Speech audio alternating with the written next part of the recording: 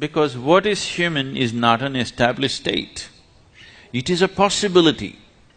It is not a fixed state. If this possibility has to be made use of, there is a whole system of understanding that needs to happen. Understanding the mechanics of how this life functions and what we can do with it. This mechanics, this technology, this science, we are referring to as yoga. I don't know what types of stuff you're doing, but my experience in United States, particularly in California, a lot of people believe yoga started in California. Yes.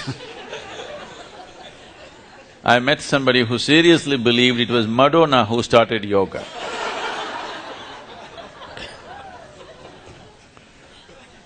Yes.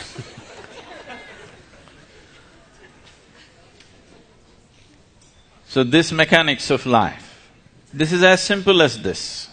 I'm sure almost all of you are carrying an instrument, some kind of electronic instrument, a phone at least. The more you know about this phone, the better you can use it. Is that so? Last year, the cell phone companies in India made a survey. India is the largest growing market for telecommunications right now. Every month we are adding about 5.5 million cell phones. Okay. In a year, about 60 million cell phones are being added to the service because everybody is having 3, 4, 5 these days. They made a survey. That's the second one. You haven't heard the first one. They made a survey and they found out that 97% of the people are using only 7% of the capabilities that are there in an ordinary phone. I'm not talking about the smartphone, I'm talking about the dumb phone. In the dumb phone, 97% of the people are using only 7% of its capabilities.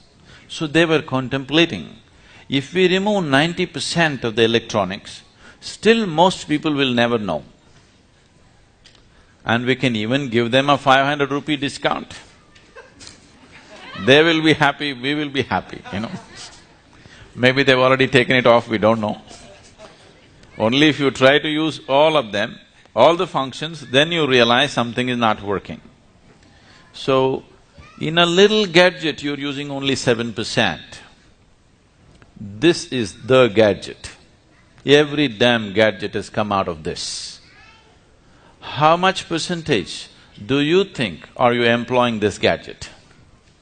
Just make a guess.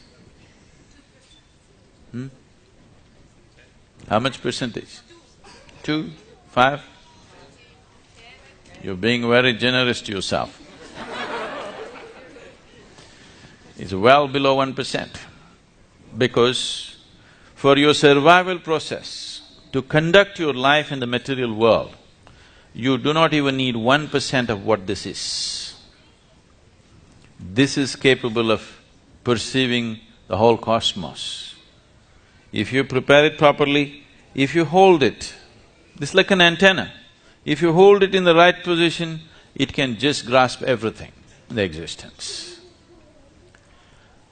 It is just that we are doing all kinds of things with it because right now, our whole perception of life is limited to the physical nature of the existence. Physical is like the peel of the fruit. It has no purpose of its own. In the sense, if you have a fruit, the moment you eat the fruit, the peel goes straight to the trash can, isn't it? The peel is only a package. Only because the fruit is valuable, package is important. Right now as you sit here, this body is very important. You have to feed this, you have to clothe this, you have to decorate this, you have to pamper this in so many ways.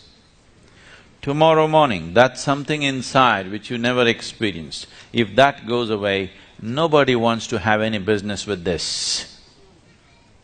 Yes? Only because the fruit is inside, this peel has become very valuable. Now, yoga means not just about twisting your body, not about standing on your head, not about holding your breath. All these things a circus artist can do better than most yogis. Really? Yes or no? You don't think so? A circus artist can do far better than most yogis in terms of twisting the body, doing this, doing that, holding different positions. That is not the purpose of yoga. Unfortunately, if you utter the word yoga, people think you have to be in some impossible posture. Yoga is not about postures. It is just a minuscule aspect of yoga. Yoga means, in your experience, everything has become one. The word yog means union. What is the union? What can unite with what? As you sit here, your idea and your sense and your experience of who you are is very strong. You're here as an individual. But what the trees are exhaling right now, you're inhaling. What you're exhaling, the trees are inhaling. Or in other words, one half of your lung is hanging out there. Yes or no? This is not just in terms of breath. Today, modern physics is proving to you that as you sit here, every subatomic particle in your body is in constant transaction with everything else in the existence. If this transaction stops, you will cease to exist. So yoga means to know it by experience. Modern science is proving to you the whole existence is just one energy.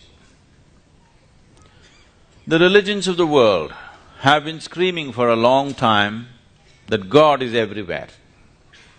Whether you say God is everywhere or you say everything is one energy, are we talking about the same reality or a different reality? God is everywhere, everything is same energy. Are we talking about the same reality or a different reality? Same reality. It is just that a scientist has never experienced this. He has arrived at it through mathematical deductions. A religious person has not experienced it. He believes it because it's written somewhere or it's said by somebody. If you are a hard case that you are not willing to settle for deductions or belief systems, then you become a yogi. Yes, if you're a very hard nut, you want to know it yourself, then you become a yogi. You want to know the union of the existence. You want to know the oneness of what it is, not believing it. Like you experience the 5 fingers of your hand, if you can experience everything around you, then we say you're in yoga. Ananda Swarupa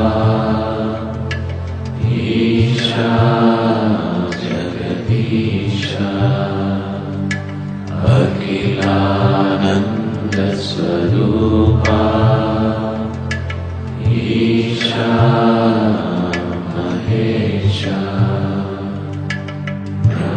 Brahmananda Swarupa Isha Jagadisha Akhilananda Swarupa Isha Mahesha Brahmananda Swarupa Isha Jagadisha Akhilananda Swarupa